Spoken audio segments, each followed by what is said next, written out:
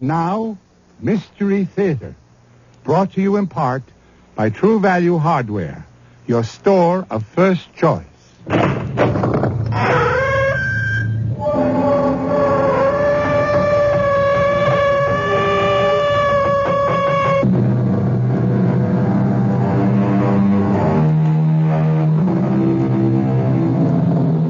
Come in.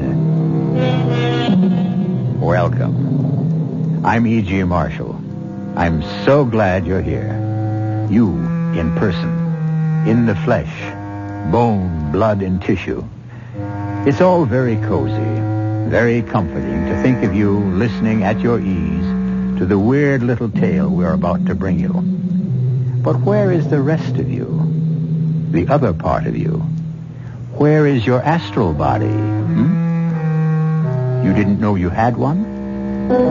What is an astral body? Well, according to the largest dictionary we could find, it is a subtle counterpart of the physical body, accompanying, but not usually, separated from it. Now, the key word here is usually, for some swear that the astral body can, and on occasion does, separate itself from the physical body and go wandering off on its own. Mother? Yes, dear? Is he with you now? He just left. But he was there. Yes? Mother, what you saw was Adam's astral body. Are you telling me I saw a ghost? It's happened again. You saw Adam, Mother, but it wasn't Adam in the flesh. Not the flesh that was lying beside me in our bed. A very different kind of flesh. Maybe not flesh at all.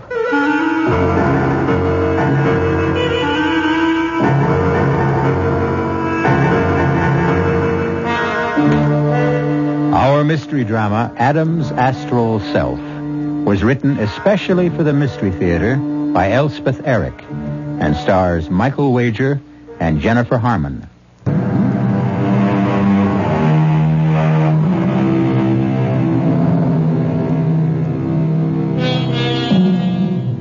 This is the story of an actor named Adam Farr. An actor is someone whose whole effort is to become someone else, all the while remaining out of necessity himself. The character he portrays or becomes is therefore a sort of second self, living for the moment within the actor's body. Any actor can pretend. Only a very great actor can become. The second self of a great actor has a power and a pliancy that is often quite incomprehensible, and Adam Farr was a very great actor. We bring you now an account of the many strange things that happened to him, or that he made happen to himself and to others. Ooh, Adam. Ooh, Adam, it's cold. We need another blanket. Would you get up and get one? I can't get to sleep. Adam? Adam, I'm freezing. Please get up. Adam? Adam, don't pretend with me. Please, Adam. Oh, Adam. Oh, dear.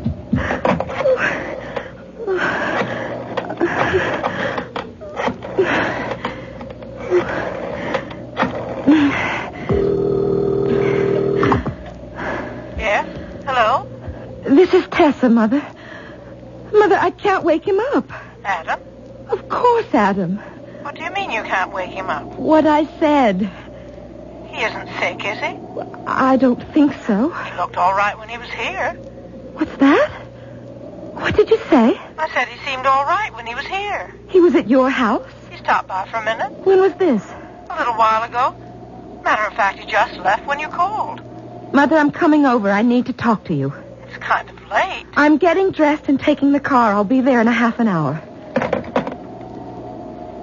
Adam? Adam? Oh, it's happened again.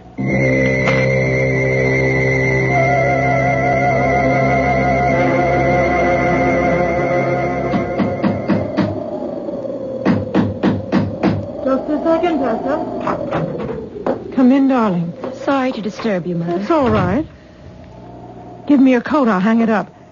Is it snowing? No, but it's about to. Come, sit down. I've got a fire going. Now, what's got you so upset? When was Adam here, Mother? I told you on the phone about an hour ago. He was only here for a minute or two. I was at the piano practicing some Chopin etudes. I looked up, and there he was. I must say I was surprised to see him so late at night, and such a bad night at that. But he smiled at me and motioned me to go on playing.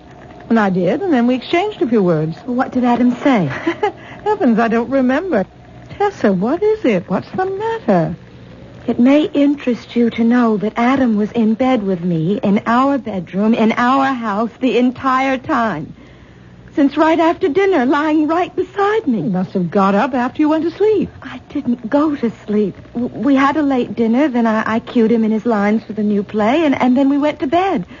A little later, I felt cold. I couldn't get to sleep. It was so cold, and I asked him to get up and get an extra blanket to put over us.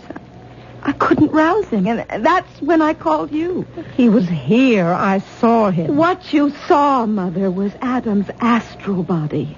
Are you telling me I saw a ghost? You saw Adam, Mother, but it wasn't Adam in the flesh. Not the flesh that was lying beside me in our bed.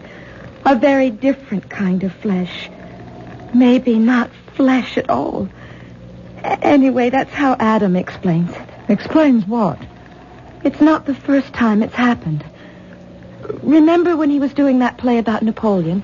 He went to Corsica to see where Napoleon was born. I don't remember Adam going to Corsica. He didn't go to Corsica. He was rehearsing the play. He projected himself to Corsica. Astrally. You mean he imagined himself in Corsica? He went to Corsica. How could he if he was here? By an act of his unconscious will. Well, that's what he says anyway. Tessa, dear, Adam is an actor. A very great actor.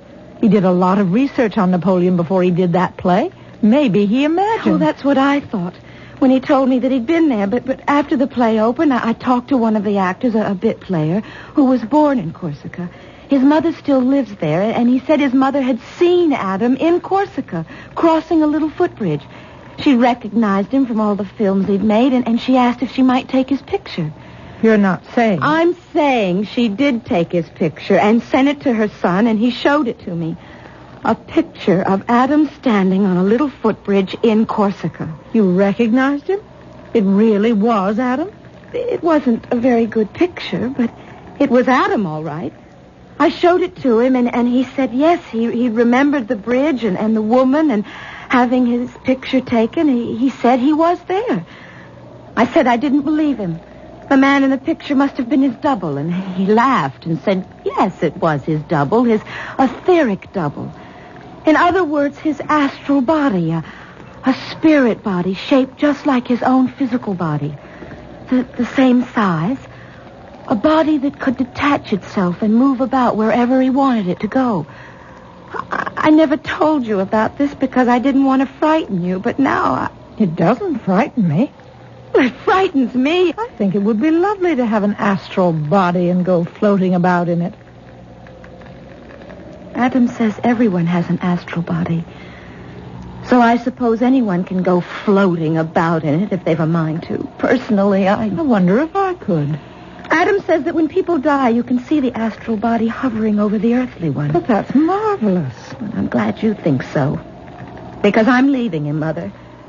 I want you to stay with Jonathan until I find a place to live. You want to leave a wonderful man like Adam? Do you know he thinks he can fly? Really? Really fly? By himself? Well, he hasn't quite got the knack of it yet, but he says that because he hasn't learned to concentrate correctly. I used to think I could fly. Mother, will you do it? Come live at your house?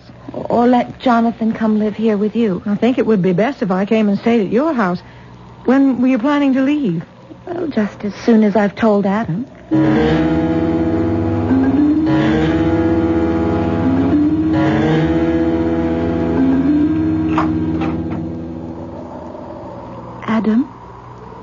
Adam, wake up.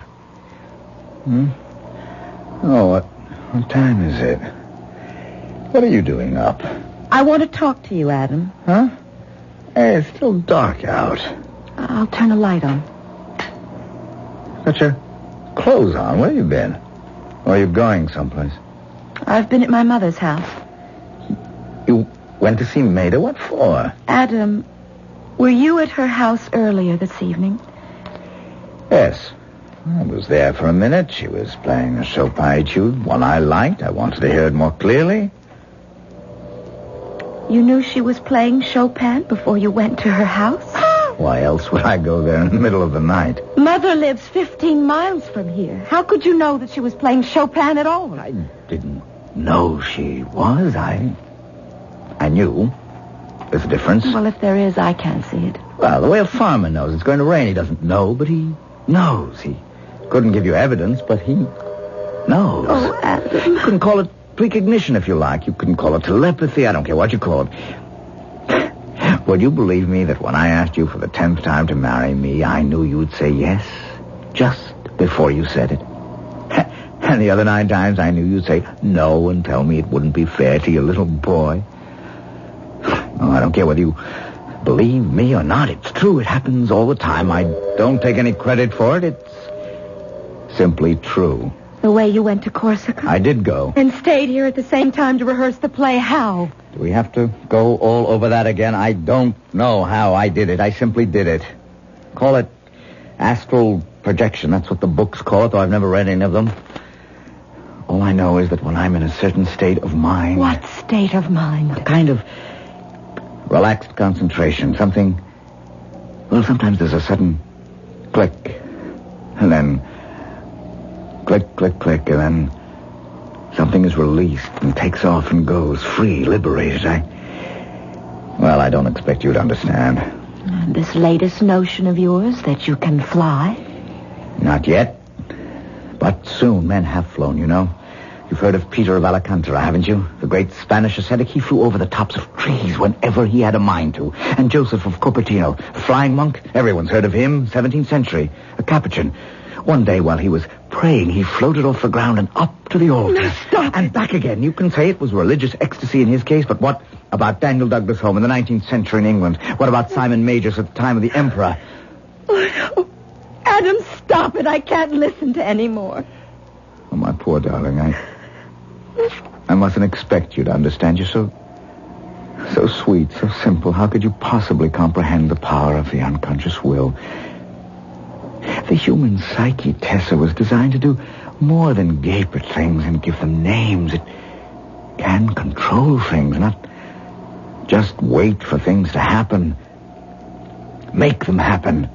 I don't understand. I don't want to understand. There is nothing to understand. Oh, my darling, there is so much to understand. There's so much power within us, lying there, crouching there, holding its breath, waiting. Adam, you are a great actor, a great artist. I'm just a... Oh, being an actor has something to do with it, I suppose. Yes, in my best moments of creativity, I have the sensation of being selfless, timeless. Yes, I feel that. But I don't feel that. On the other hand, it may have to do with my pineal gland. There's a little grayish-red thing attached to the third vertebra. They say it looks like an eye.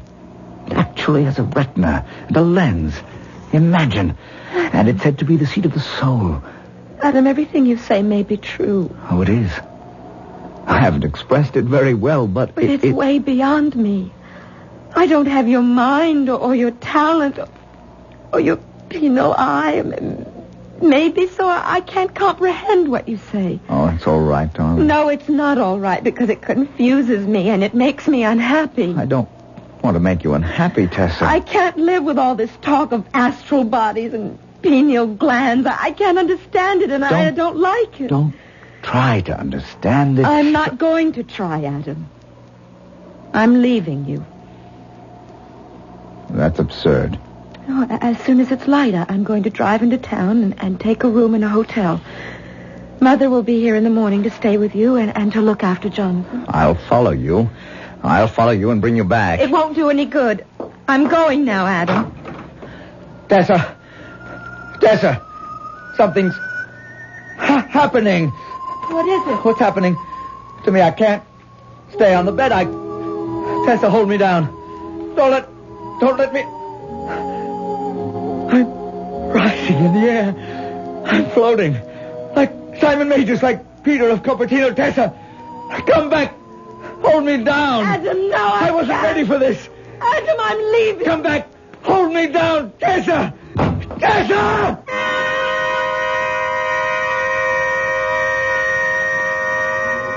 But Tessa has gone, and Adam continues to rise steadily from his bed. Perhaps it is better to fancify that one can defy gravity, if only one wanted to, than to discover that one is actually doing it when one doesn't much want to. We'll return shortly for Act 2.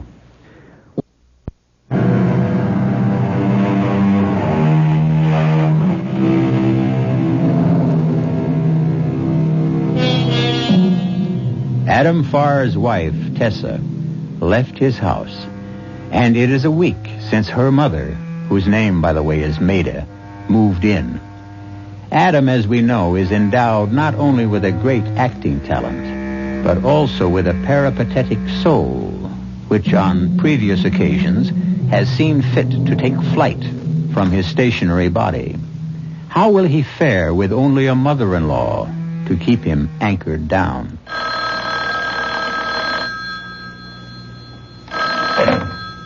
Mr. Farr's residence. Mother? Tessa, I thought you'd never call. Where are you? Well, that's what I called to tell you, but I don't want Adam to know. Well, Adam's upstairs. I hope he hasn't picked up the extension. He never does things like that. Are you all right? I'm fine. I'm in a motel about a mile out of town on Route 9.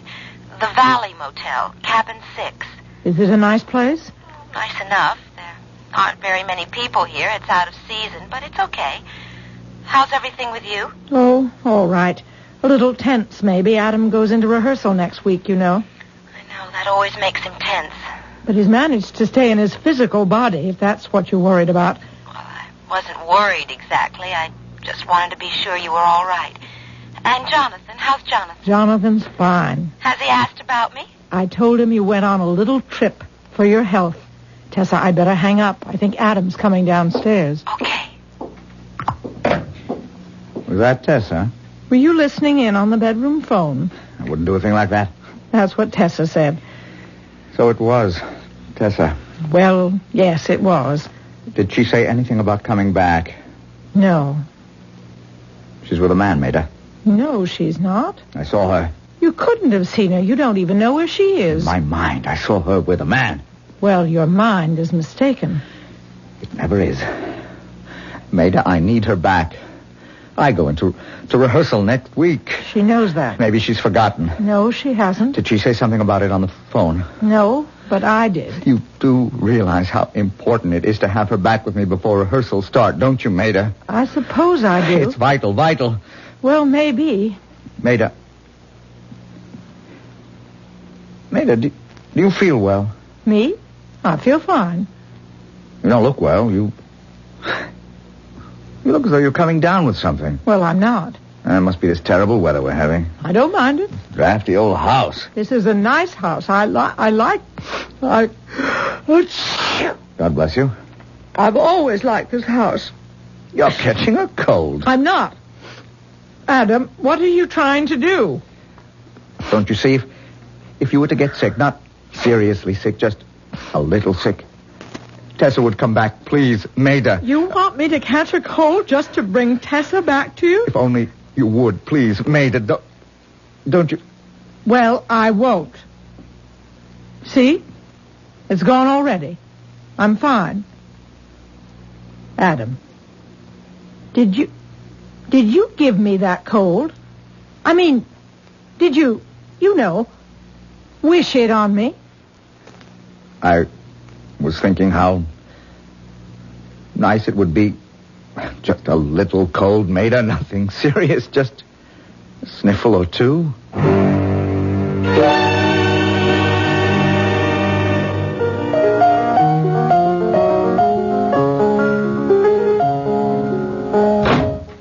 Is that you, Adam? Yep. Run upstairs, Jonathan. Get ready for dinner. Oh, go on playing, mate. It sounded beautiful. I've been playing all afternoon. I'm tired. Where have you been? Oh, Jonathan and I were playing. Playing what?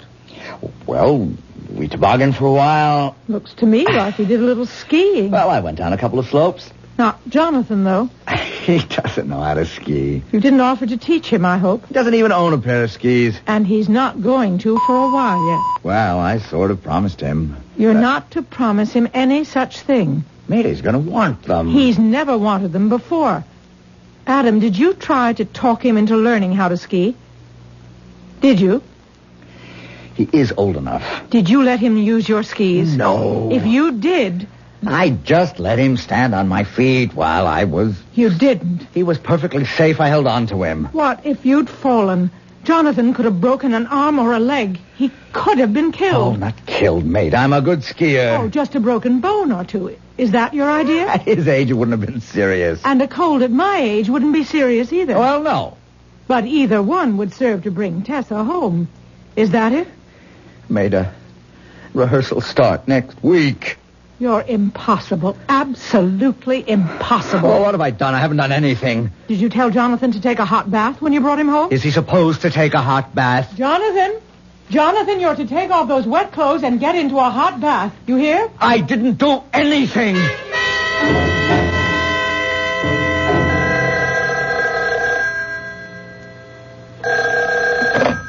Hello? Tessa, I had to call you. Yes, Mother. I don't know if I should tell you this, but your fool husband has some sort of idea that if I got sick, you'd come home. Are you sick? No, I'm not sick.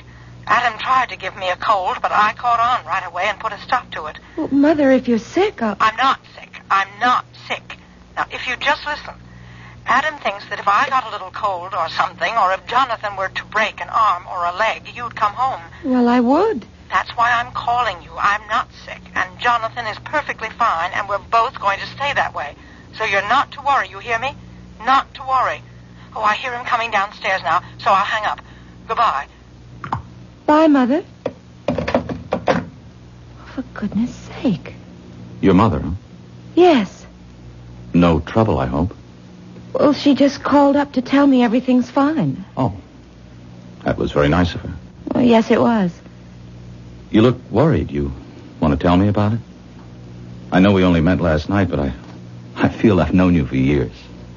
It's my husband. He goes into rehearsal next week, and he's always a little, difficult just before he goes into rehearsal. He's a marvelous actor. Yes, he is. I remember him in that play about Napoleon. The Man from Corsica. Yes, I saw it twice. Then he made the movie. I saw that 3 times. And all his other plays and all his pictures. Oh, my, what an actor. Yes, what an actor. It must be fascinating to live with a man like that. Fascinating? Well, what a personality. Wow. Yes, wow. Makes me wonder how you can stand spending time with somebody like me. I mean, what's the percentage? Why, Philip, you're a very nice man. Very, very nice. Oh, yes, perhaps, but, next to your husband. Why do you have to say next to my husband? Next to anybody? Why can't you be all by yourself? You're good enough. Oh, I don't know if I'd go that far. I would, anytime. Speaking of next to your husband, you know, I was there last night. What? You were there? Yes, standing right next to him. In my dream. I had a dream about him. Of course, I recognized him right away from his movies and all, but I must say I never thought I'd meet him. Not even in a dream. What happened in the dream? Did he give you his autograph or what? No, nothing like that. Not much of anything happened. I was right here in this room, or maybe it was in my own room. These motel rooms all look alike, and I turned around and there he was. Oh, I was so impressed. Even in my sleep, I was so impressed I couldn't get my mouth open to say anything. I just looked at him. And he looked back at me and... oh, boy. Did he look sad. Sad? Yes. Sort of shook his head like he couldn't stand it, or he was sorry for me or something. He was so sad. Philip, then what happened? I woke up. Huh. Crazy kind of a dream to have, wasn't it? I must be nuts. You think so? Not you, Philip. Not you. No, not you.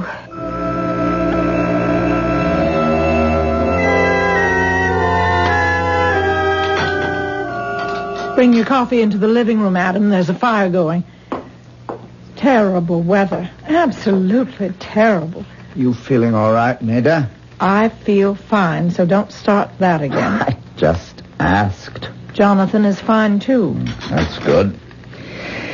Here's your coffee.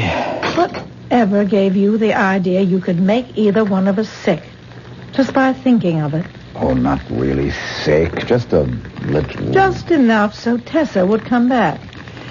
Yes. How did you figure she would know? Oh, she'd know. We don't all have your psychic gifts, Adam. Yes, you do. Only you don't use them. Oh, Adam. Tessa would have known. There's a good deal of telepathy between Tessa and me. I'd know if she was sick. That doesn't mean it works both ways. It must work both ways. It must. Don't count on it. Mate, if I could only convince you. There's a huge reservoir of feeling in us all. And that feeling is full of power and resources, cleverness, inspiration. Every man and woman alive possesses it, not just geniuses and mystics and philosophers. Everyone has it. The meanest of us. But most of us won't use it. We let it lie dormant while we coast down the slide of our humdrum days toward the grave. You may have it, Adam. You are, after all, a very great actor. I don't act by myself. I don't act for myself. I act in front of people, for people, and they react. Something profound in me is rousing something profound in them. The thing that's in me is calling to the same thing in them. Oh, what's the use? You don't want to understand. It's all so futile and so tiring. Adam, I may as well tell you. I phoned Tessa and told her. Told her what? Your little plot to make me come down with something, or Jonathan. I felt she should know. That's all right. You thought you were doing the right thing. I'm glad you're not angry. Doesn't make any difference. It's perfectly clear my powers are failing anyway. If they weren't, you'd have got sick or Jonathan would have had a little accident. And Tessa would have come home. No matter what you did or didn't do. You mean you're beginning to lose faith in yourself? I guess I am. You don't think any more that you can fly? Tessa would only come home. Well, she won't. She'll never come home, and I'm lost. Adam, what's the matter? I don't feel well. What is it? I don't feel at all well. Adam, why, you have a fever. Your head is hot. I'm sick. I'm burning up. I'm going to call the doctor. No. Maida, come back here. I don't want a doctor. But you need I don't need anything. I'm sick. I have a fever. I think it's a very high fever. Yes, I am sick. I'm very sick. And now my wife will come home.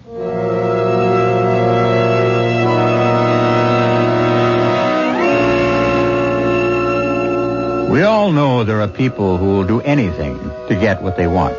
They'll lie, they'll cheat, they'll steal, they'll even murder. And if everything else fails, they'll get sick. Such a one is Adam Farr, the great actor who is now not acting. Not with a fever of 105, he isn't. I'll be back shortly with Act 3.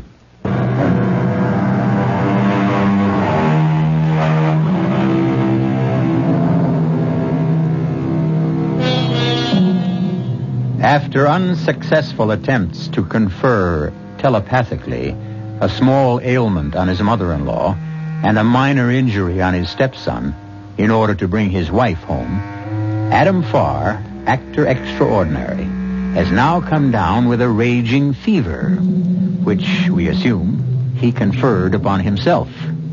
Where there's a will, there's a way. And Adam Farr has a very powerful will. Do try to lie still, Adam. I want to change the compresses. Rehearsals. Next week. rehearsals. I start rehearsals. If you don't let me take care of you, there won't be any rehearsals, so please lie still. Tessa, I need you. Tessa, come home to me. Tessa. I'm dying. Adam, let me call a doctor. Not yet. Not till Tessa comes home.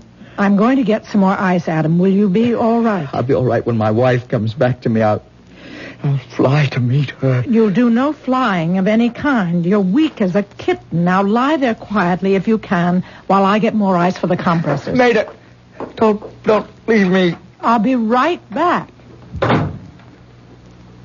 I think she's coming home. Tessa, are you coming home? Yes. Yes, you are on the way. You are driving along the road to our house. Oh, drive carefully, my precious. A little faster. But carefully, my love, carefully. Yes, that's it. The turn is up ahead. You haven't forgotten it, have you? That's it, now. Up the driveway between the rows of fir trees that we planted ourselves. Now, slow down for that last curve. Now, stop. You are here. I knew you'd come. Oh, I knew it, my love. I'll fly to meet you. This is the moment for me to fly. Wait for me, my love. Out of bed. Over to the window. Wait.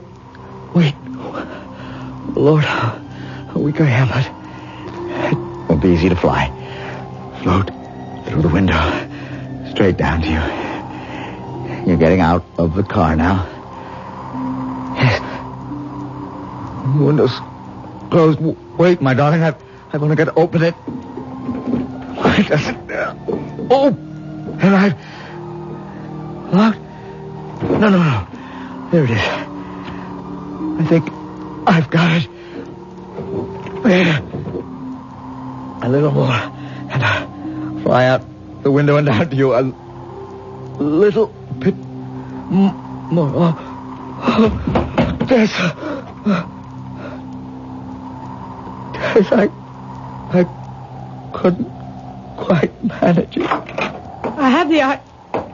Adam, you got out of bed. Are you all right? Yes, all right. Whatever possessed you? Answer the door, Maida. Let me help you up. Leave me here and go answer the door. What? There is someone at the door. No, there is not. Tessa. Tessa's at the door. Go, let her in.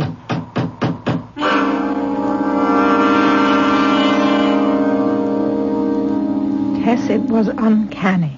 There's no other word for it. I'd gone to get some ice from the kitchen. I suppose that's why I didn't hear the car drive up. When I went back, he was lying on the floor by the window. It was open a few inches. He must have opened it. Heaven knows what he was trying to do. Whatever it was, the effort was too much for him, and he collapsed. I tried to get him back into bed, but he said never mind, to answer the door. I thought, well, now he's really delirious because there wasn't a sound. He said there's someone at the door. I said, no, there's no one. He said Tessa's come home. And then we heard the door knocker. Oh, Mother. We both know by now Adam's a very strange man. You know I told you on the phone he wanted me to develop a cold, or Jonathan to have a little accident, just to bring you home. Well, it never occurred to me he'd make himself sick, but he did. And look, it brought you home. I suppose we should go up and see how he is. Yes, we should. I left him lying on the floor. He seemed perfectly lucid and very calm. I was the one who was frantic when I heard the knock at the door. Now you've got some idea what it's like living with a man like Adam. Yes, I have. Well, he got himself back in bed anyway. That's good. Adam? He's sleeping. It's the first time he's slept since he took sick. Adam? Adam? It's Tessa. I'm here. Adam? What's the matter with him? It's like the other times. You mean... His astral body has gone someplace else. Gone? Where? Heaven only knows.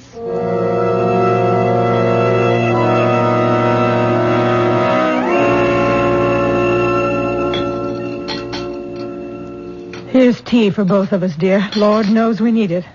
Thank you, Mother. It's all so strange, isn't it? Very strange. Not just this.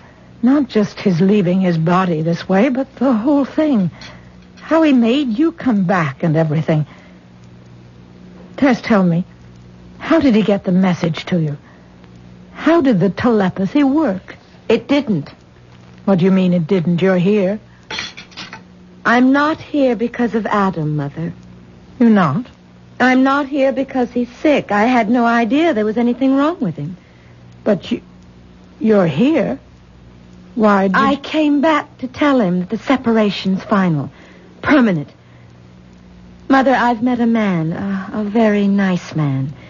He'll be here pretty soon. You'll meet him. I hope you like him. Well, of course, if He's a very ordinary man. There's nothing unusual about Philip. He's like 100 million other men. You love him? I think I do. Of course, I've only known him a short time. He was staying at the motel. We were almost the only people there. We spent a lot of time together. And oh, Mother, it was so restful, so peaceful. Well, darling, of course I don't want to influence you, but do you know how much Adam loves you? I suppose. All the time you've been away, he's talked of nothing but you. You know he goes into rehearsal next week. I know. He says he can't do it without you. He'll have to. Tessa, when I went in to check on him, he looked so different. So quiet and content. I'm sure that must be because you came home. I know he thought he'd brought you home. But even so... Mother, I can't be concerned anymore with what Adam thinks. Tessa, when I went back into the bedroom with the ice cubes and found Adam on the floor, he was right in front of the window, and his fingers were bleeding. And the window was open a couple of inches. Mother... Tessa, I think he was trying to fly. You don't... Yes, I do. I'm ashamed to admit it, but I've made fun of him about this notion he could fly. I've made fun of him about a lot of things. Your ordinary man would have been resentful or angry or embarrassed. But not Adam. He was very sweet, very humble. Humble? Adam humble? My dear, he doesn't claim extraordinary powers for himself. He says we all have them. Well, I don't have them. Oh, that must be Philip. Now, be nice to him, Mother. Well, of course. Come in, Philip. Yes, thank you. Philip, this is my mother. Mother, How do you do? My daughter's been telling me about you. Hello. Will you have some tea, Philip? No, thank you. Tessa... Well, come, sit down, anyway. Tessa, I've got to tell you something. Would you like me to leave? I'll go upstairs and check on Adam. Is he here? Of course he's here. he's been sick, Philip. But I just saw him. You couldn't have. Well, yes, he didn't look sick. He looked very well. Where do you think you saw him? On the road. Just outside the house. He was standing in the middle of the road. Well, that's impossible, Philip. He's been upstairs in bed since last night. No, he was standing in the middle of the road, I tell you, waving his arms. Philip, you imagined it. Remember, you had a dream about him one night back at the motel? No, look, this wasn't any dream. I was driving along looking for the house, and there he was right in the middle of the road. No, Philip. I talked to him. And just what did he say? He said that if I took his wife away from him, he'd kill me. Oh, Philip. But you must understand, Philip, that wasn't the real Adam Farr who said that. Well, then who was it? It was the Astral Adam Farr. I don't understand. What's that, his stand-in? Well, something like that. Tessa, I don't want you to think he scared me or anything like that. I mean, it was sort of sudden and it was spooky, but I still want you to come away with me. I mean, I'll take my chances if you will. Tessa? Will you? Will you, Tessa? I don't know. We can go a long ways away from here. Well, let me think about it. All right. If you want to. Go back to the motel. I'll call you in a day or two. All right, I'll be there. And whatever you decide, I know you'll decide the right thing. I hope so. I'll be right by the phone. I'll have my meals sent in. Call me any time of the day or night. I'll show you to the door, Philip. Tessa, remember, I love you. I'll remember. I'll be waiting for your call. She'll call you. Wait, Philip. Wait. He's gone. Call him back. I'm going with him. You're sure? Yes, I'm sure. I'm going to get my coat. Tell him to wait for me. If you're sure. Philip? Philip! Oh, good Lord! Adam! What was that noise? Look there! Oh, no. It's Adam and Philip. They're not moving, either of them. What happened? Adam jumped from the bedroom window. Philip was standing right beneath it. He killed him. Just as he said he would. Either that, or he was trying to fly. I'll call the police. Oh, wait. Do you see it? See what? That mist rising from their bodies. Thin, bluish, a sort of vapor floating toward the sky. See? There it goes. There it goes.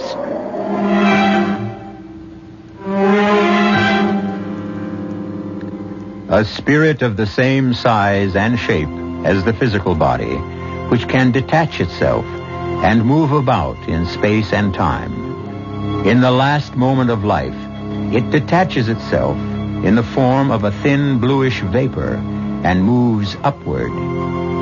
That is how Adam Farr would describe the astral self. And for all I know, he's perfectly right. Anyway, it's pleasant to think so. I'll be back shortly.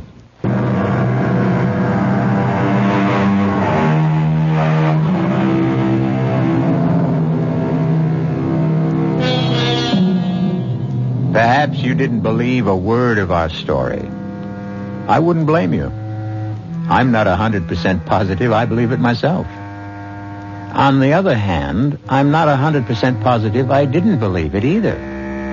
We are, after all, dealing here with the human soul. And when it comes to the human soul, I'm ready to believe anything. Or, on the other hand, nothing. Our cast included Michael Wager, Jennifer Harmon, Jacqueline Brooks, and William Redfield. The entire production was under the direction of Hyman Brown. This is E.G. Marshall inviting you to return to our Mystery Theater for another adventure in the macabre. Until next time, pleasant dreams.